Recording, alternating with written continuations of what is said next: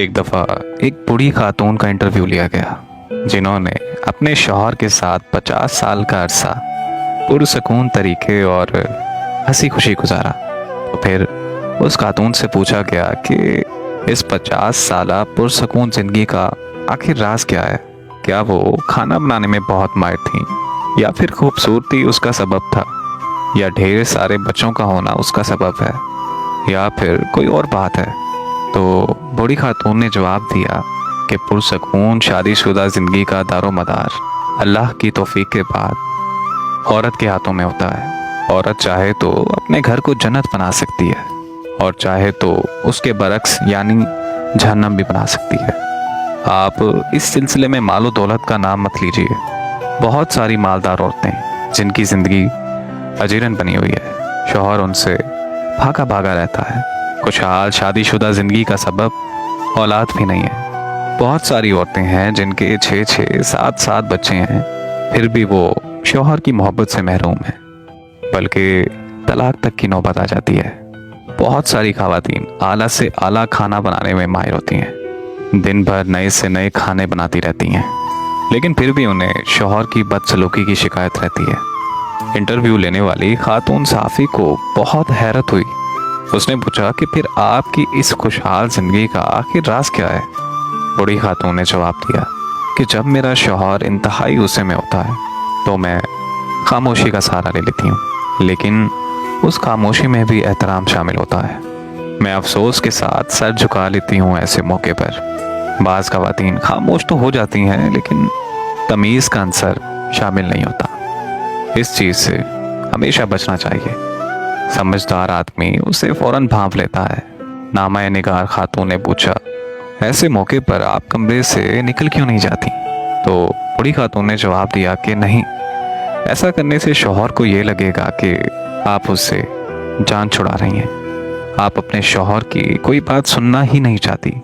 ऐसे मौके पर खामोश रहना चाहिए, और जब तक वो पुरसकून ना हो जाए उसकी किसी बात की मुखालफत नहीं करनी चाहिए। जब शौहर किसी हद तक पुरसकून हो जाता है तो मैं कहती हूँ, क्या पूरी हो गई आपकी बात? फिर मैं कमरे से चली जाती हूँ, क्योंकि मेरा शौहर बोल बोल कर थक चुका होता है और चीखने चिल्लाने के बाद उसे थोड़ी आराम की ज़रूरत होती है। मैं कमरे से निकल जाती हूँ और अपने मामूल के मुताबिक अपने कामों में मसरूफ़ हो जाती हूँ। खातून सहाफ़ी ने पूछा कि इसके बाद आप क्या करती हैं? क्या आप बोल चाल बंद करने का असलूब अपनाती हैं? एक आध हफ्ता बातचीत ही नहीं करती? तो बूढ़ी खातून ने जवाब दिया, अरे नहीं तो, इस बुरी आदत से हमेशा बचना चाहिए।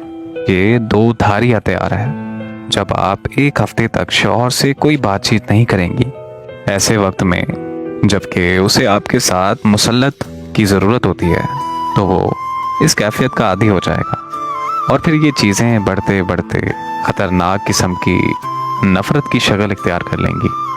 खातून सहाफ़ी ने पूछा कि फिर आप क्या करती हैं?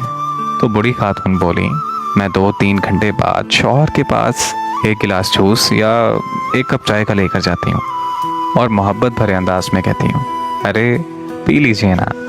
हकीकत में शौहर को इसी चीज़ की ज़रूरत होती है। फिर मैं अपने शौहर से नॉर्मल अंदाज में बात करने लगती हूँ। वो मुझसे पूछता है कि क्या मैं उससे नाराज़ हूँ? तो मैं कहती हूँ, अरे नहीं तो। उसके बाद वो अपनी सख्त कलामी पर माज़रत ज़ाहिर करता है और खूबसूरत किस्म की बातें करने लगता है। इंटरव्यू लेने वाली खातून ने पूछा, और आप उसकी ये बातें मान लेती हैं? तो बूढ़ी खातून बोली, जी बिल्कुल, मैं कोई अनाड़ी थोड़ी हूँ, मुझे अपने आप पर पूरा भरोसा है। क्या आप चाहती हैं कि मेरा शौहर जब गुस्से में हो तो मैं उसकी हर बात का यकीन कर लूँ, और जब वो पुरसकून हो तो उसकी कोई बात ना मानूं? तो खातून सहाफ़ी ने पूछा, और आपकी इज़्ज़त नफ्स? बूढ़ी खातून बोली, पहली बात तो ये कि मेरी इज़्ज़त व नफ्स उसी वक्त है जब मेरा शौहर मुझसे राज़ी हो और हमारी शादीशुदा ज़िंदगी पुरसकून हो। दूसरी बात ये कि शौहर और बीवी के दरमियान इज़्ज़त व नफ्स की कोई चीज़ नहीं होती। जब बीवी और शौहर एक दूसरे के लिबास में हैं तो फिर कैसी इज़्ज़त व नफ्स? आज की कहानी बताने का मकसद सिर्फ इतना था कि जो रिश्ते हमेशा प्यार से चलते हैं उनमें कभी खलल नहीं आता, और एक ऐसा रिश्ता جس میں آپ ایک دوسرے کو سمجھ ہی نہیں پاتے وہ رشتہ زیادہ دیر چل نہیں پاتا۔ یہ جو میاں بیوی کا رشتہ ہوتا ہے نا، یہ زندگی بھر کا ساتھ ہوتا ہے، تو اس میں بہتری یہی ہے کہ ایک دوسرے کو سمجھ کر چلیں تاکہ ایسے رشتے میں کبھی خلل نہ آئے۔